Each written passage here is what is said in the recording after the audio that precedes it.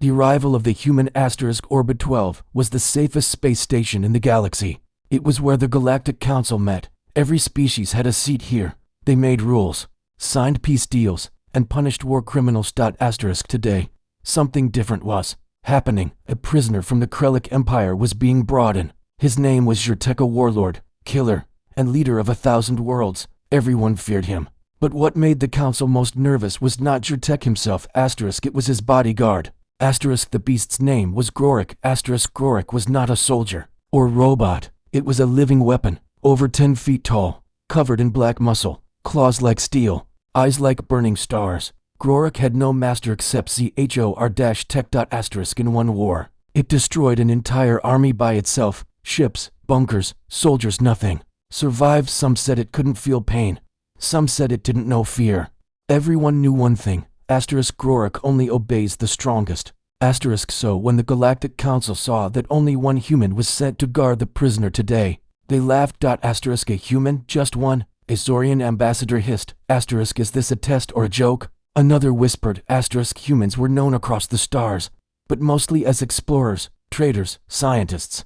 Not warriors, not like the Krellick, not like Grorik. The human stepped into the chamber. He wore no armor, no helmet, just simple dark clothes and a small badge with Earth's emblem. His face was calm, like he was going for a walk. The Krellick guards moved aside as he walked in. Even they seemed unsure now. Grorik stood behind Zyrtec like a wall of death. The human stopped and looked at the beast. No fear, no words. He just stared. Grorik growled. The deep, echoing sound shook the chamber walls. Zyrtec grinned. You die first, human. He spat. But the human didn't speak. He didn't move. He just kept looking. And then something happened. Something no one expected. Grorik stepped forward. Everyone reached for their weapons. The guards took positions. Even council members ducked behind shields. But Grorik did not attack. It knelt. Then it lay down. Then it rolled onto its back. A clear sign of submission in apex predators across the galaxy. The room went completely silent. Even Zyrtec froze. No, get up, Grorik, he screamed. But the monster didn't listen. It turned its head and looked at the human like a loyal pet waiting for orders. The human finally spoke. Good boy, he said softly. The words were simple, but they cut deeper than a laser blade. Zyrtec screamed. He tried to command the beast. He shouted in his language, ordered it to kill. Grorik didn't move. The guard stepped forward and chained the warlord. He resisted, but only for a second. Once he saw Grorik wasn't on his side anymore, his strength disappeared. The council stared in shock. The human looked at them and said, "Is the hearing still happening? Or do we need more surprises?" No one answered. The council leader, an old fish-like being, stepped forward. What just happened?" The human smiled. "Your apex predator knows what real power feels like. You trained it." No, the human said. "It just recognized me." Recognized what? Someone asked. The human looked at them all and said just one sentence. You all made a big mistake, thinking I came here alone. And then the lights flickered. Every security camera on the station turned off for 3 seconds. Every guard's weapon jammed. Every AI froze and rebooted. When the lights came back, the human was still standing there, calm, silent. And Grorik was still on the floor, still obeying. The message was clear. This was not just a human. This was something else. The reason predators fear Earth. The station was silent. Tech, the warlord of the Krellick Empire, now sat in a prison cell, defeated and humiliated. His mighty protector, Grorik, still followed the human like a loyal dog. The Galactic Council was in shock. They had seen war, monsters, and entire worlds burn. But this was something different. The council's meeting. The council held an emergency meeting. Ambassadors from dozens of species sat around the giant table. The air was filled with questions, fear, and confusion. Why did Grorik surrender? How did the human control it? Is Earth hiding something? The Zorian ambassador stood up. That man walked in with nothing, no weapons, no armor. But Grorik gave up just by looking at him. "This is not normal." Another voice whispered. "It wasn't training. The creature chose to follow him, asterisk then. The elder of the Juran species spoke. His voice was slow, deep, and full of age. Asterisk I have seen this before, he said, long ago. During the first human expansion, asterisk everyone turned to him, asterisk they came to our system as scientists. Peaceful, curious, we welcomed them. But then the Karthiks came, asterisk the Karthiks were ancient hunters. They wiped out civilizations for sport.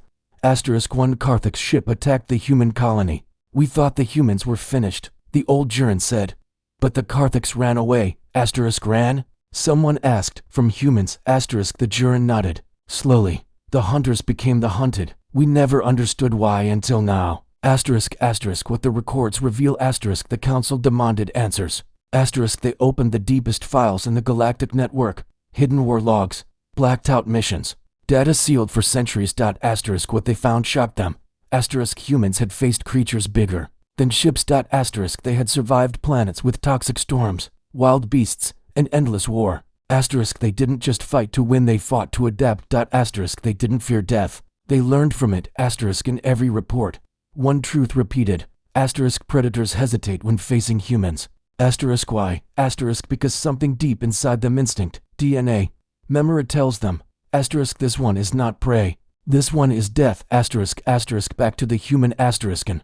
A quiet chamber of orbit 12. The human stood beside Grorik. Asterisk he placed his hand gently on the beast's head. Grorik didn't flinch. It leaned into the touch. Asterisk a Krellic officer walked in, trembling.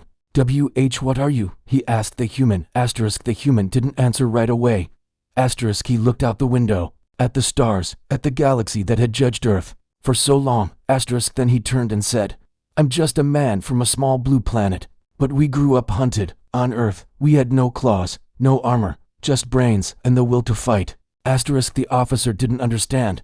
Asterisk so the human continued. Asterisk your predator thinks it's strong, but we were prey for thousands of years, and prey that survives becomes smarter, becomes deadlier. Asterisk one last test. Asterisk to prove the truth, the council brought in another beast. Asterisk this one even stronger than Grorik. Asterisk a living weapon from the Red Dune world's 3 heads, acid breath, immune to energy weapons. Asterisk they locked it in the same room with the human. Asterisk no armor, no help. Asterisk everyone watched from cameras. Asterisk at first, the creature growled. It charged. Asterisk then, it stopped. Asterisk sniffed the air. Asterisk and backed away. Asterisk it made no sound. It lowered its heads. Asterisk it submitted. Asterisk just like Grorik. Asterisk final message. Asterisk the council now understood. Asterisk humans are not monsters. Asterisk they are not conquerors. Asterisk but they are something more dangerous. Asterisk survivors. Asterisk and the galaxy's most dangerous beasts know it. Asterisk closing line strong HFY finish. Asterisk you called them weak because they had no fangs, the old Juran whispered. Asterisk but even the wildest predators bow to the mind that remembers how to fear nothing. Asterisk and so the legend of Earth spread again. Asterisk one look from a human, and the monsters bow.